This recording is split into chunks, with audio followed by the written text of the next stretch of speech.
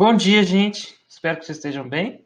Hoje, então, a gente finalmente volta ao Brasil com a Semana de Arte Moderna de 1922, carinhosamente chamada de a Semana de 22. Gente, é um tema extremamente interessante. Eu preparei o terreno aí com vocês por meio das aulas sobre as vanguardas europeias. Por quê? Os integrantes dessa Semana de Arte Moderna, de 22, estavam extremamente atentos ao que estava acontecendo na Europa em arte. E eles queriam fazer com que o Brasil se tornasse moderno em vários sentidos, particularmente na arte. E dentre os seus representantes estavam Anita Malfatti, Lazar Segal, Mário de Andrade. Todos eles tiveram sua experiência na Europa, estavam ali muito atentos ao que estava acontecendo e trouxeram para o Brasil as inovações artísticas que estavam sendo feitas pelas vanguardas. E, para vocês verem, esse movimento acontece em 22, muitas vanguardas já estavam em pleno desenvolvimento na Europa e outras ainda estavam por se desenvolver. É o exemplo do surrealismo, né? Então, pela primeira vez, o Brasil começa aí a ter uma projeção que alcança o restante da história. O Brasil, um país extremamente atrasado, por conta da exploração que foi feita aqui, começa então a ter essa projeção. E o ano que eles escolheram para fazer isso é um ano muito importante, porque é o centenário da independência, né? O centenário da independência de Portugal. Portanto, é uma declaração de que o Brasil passava a ser independente também artisticamente, né? 100 anos haviam se passado e o Brasil ainda era dependente artisticamente, e agora seria uma nova declaração de independência. Bom, só que esse movimento é um tanto confuso, como a gente vai ver. Nós temos aí a Anita Malfatti, que é a autora desse quadro inicial aqui, que vocês podem ver, tem traços expressionistas, tem traços das vanguardas, porque ela estudou lá. E esse quadro foi composto em 15, alguns anos antes, e abriu os precedentes para a Semana de Arte Moderna. Então, ela fez a sua exposição em 1917, e teve um certo alvoroço aí com a exposição da Anita, porque o brasileiro acostumado aí com as artes naturalistas, com brasileiro, a burguesia brasileira que ia a essas exposições, né, era extremamente conservadora. Então, em particular, o nosso querido Monteiro Lobato mete o pau na pobre da Anita Malfatti. Vocês, como a gente viu no pré-modernismo, eu sei que vocês têm muitas críticas ao Monteiro Lobato, então aí mais um motivo para vocês não gostarem dele. Ele meteu o pau na Anita Malfatti no artigo que ele fez sobre essa exposição, não compreendendo a veia artística moderna que estava nascendo ali no Brasil. E o Mário de Andrade, por sua vez, vai escrever em 20, no início da década de 20, a Pauliceia Desvairada, que é realmente a primeira obra literária moderna brasileira, assim, moderna, modernista brasileira.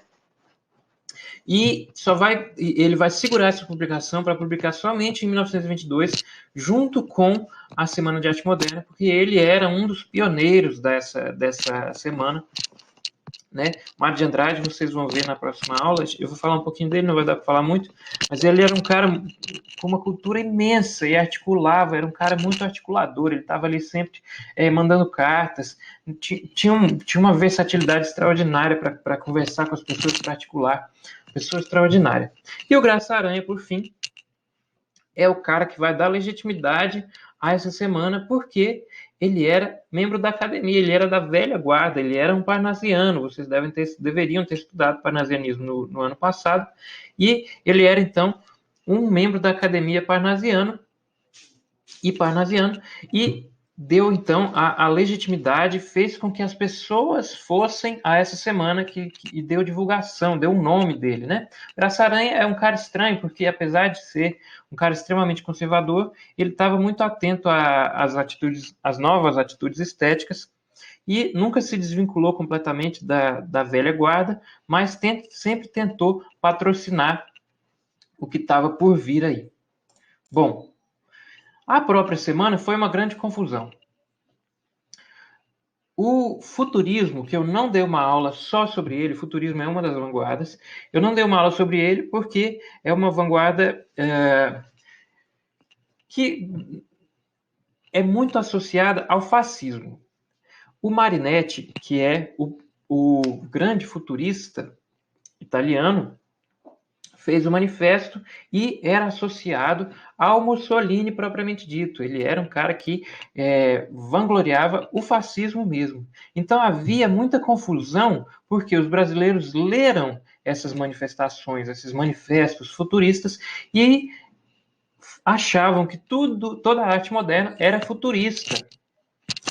Os próprios artistas, o próprio Oswald de Andrade, que é outro artista que a gente vai estudar na aula que vem, o próprio Oswald de Andrade diz que o Mário de Andrade, que seria seu amigo mais tarde, era um futurista, e o Mário de Andrade nega isso.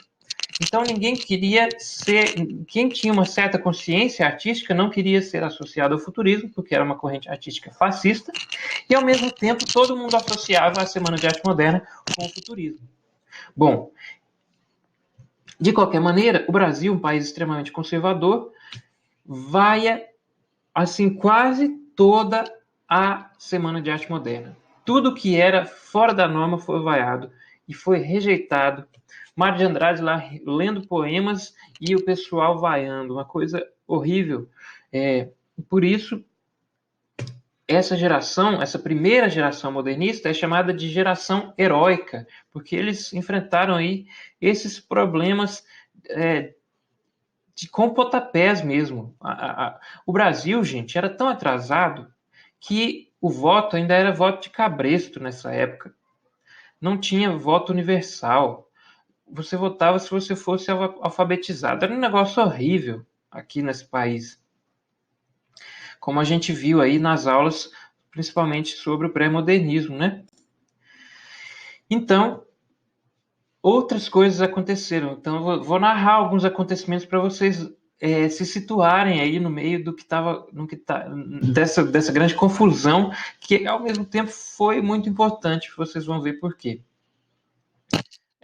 Na Semana de Arte Moderna, então, o Villa-Lobos, que é o grande compositor nacional, que fez com que a música brasileira se tornasse uma música erudita, foi lá apresentar a sua música e foi vaiado porque ele apareceu de chinelo e casaca. Mas não era uma manifestação modernista, era simplesmente porque ele tinha machucado o dedão e foi de chinelo por causa disso. Então, as pessoas achavam aí as mais ínfimas desculpas para vaiar. O Manuel Bandeira não esteve presente, a gente vai ver que ele é um poeta muito importante, mas ele não esteve presente, ele é do Rio e a Semana de Arte Moderna acontece em São Paulo.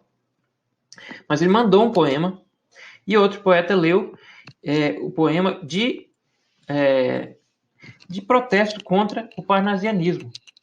E o que é o parnasianismo? O parnasianismo é a arte da burguesia rural. Essa arte pela arte, a arte que não quer dizer nada. É uma descrição de um vaso, é uma coisa ridícula. E é a arte que era dominante no país nesse momento. Então o país não era só atrasado politicamente, ele era atrasado artisticamente, era atrasado de todas as maneiras por causa da exploração que o Brasil era imposta ao Brasil. O Brasil era praticamente um país feudal nessa época, né? Um país na Idade Média. Então, há ali no meio de toda essa confusão uma aglomeração de correntes. Eles juntaram todo mundo que tinha um certo tino artístico moderno e puseram ali nesse negócio, ali do Rio de São Paulo, principalmente. E aí você tinha pessoas como Plínio Salgado, que mais tarde vão se associar ao movimento fascista brasileiro. Você tinha pessoas que eram liberais, você tinha intelectuais de esquerda, você tinha intelectuais realmente modernos, como Mário de Andrade, e você tinha intelectuais plenamente conservadores, como o Graça Aranha. Então era um balaio de gato esse negócio, gente. Mas foi muito importante, porque essa geração, chamada geração heróica, abriu precedentes para que, agora sim, gente, a arte brasileira pudesse se tornar uma arte à frente do seu tempo, uma arte que agora sim, esse vai ser o grande momento da arte brasileira. Vocês vão ver nas próximas aulas que, nesse momento, a literatura brasileira não perde para ninguém no mundo inteiro. Assim, Carlos Drummond de Andrade é um dos poetas maiores do mundo, não ganhou Nobel porque é brasileiro e escreve em língua portuguesa, mas assim, esses poetas que vão nascer agora, que vão surgir, esses prosadores, Guimarães Rosa, Clarice Lispector, agora é a hora da literatura brasileira e de qualidade mundial. Então, esses caras que estavam ali na vanguarda, eles abriram as portas, mas abriram a pontapés, no meio de vaias. Por isso a importância desse movimento. É isso aí, gente. Espero que vocês tenham gostado. Um grande abraço.